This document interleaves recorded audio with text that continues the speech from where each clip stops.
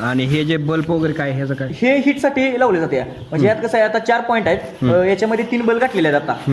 मग 500 बॅच आहे आणि ती 500 बॅच आहे. एका ब्रोडरमध्ये आपण 500 पक्षी टाकलेला आहे. मग यांना सुरुवातीला एक 20-25 दिवस म्हणा हे बल्ब लावून उष्णता देण्यास काम केलं जाते. म्हणजे कसं आहे, कोंबडी खालून जर अंडे पिल्लू काढला आपण तर त्याला कोंबडी ऊब देते. ह्यांना आता कोण आता कोंबडी वगैरे काय नाही, ही मशीनीतून पिल्ली आलेली आहे डायरेक्ट इकडे. त्यामुळे यांना बलापासून ऊब दिली जाते आणि साईडचे जे पडदे आहेत वगैरे ते वरती घेतले जाते. आता हे ते किती दिवस ठेवलं जाते? ह्या गोलमध्ये नाही, सुरुवातीला आता जो राऊंड आहे त्या राऊंडमध्ये 15 दिवस ठेवली जाते. नंतर थोडीशी जागा वाढवली जाते.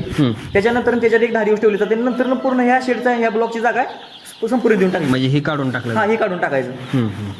तर मग आता एकंदरीत हा व्यवसाय तुम्हाला परवडतोय? परवडते. शेवटचा आम्हाला काय संदेश सांगाल ह्या व्यवसायाविषयी? आणि जे गावरान लोक ह्याकडं म्हणजे जे बॉयलरकडे होतात त्यांना गावरानविषयी काय महत्त्व सांगाल?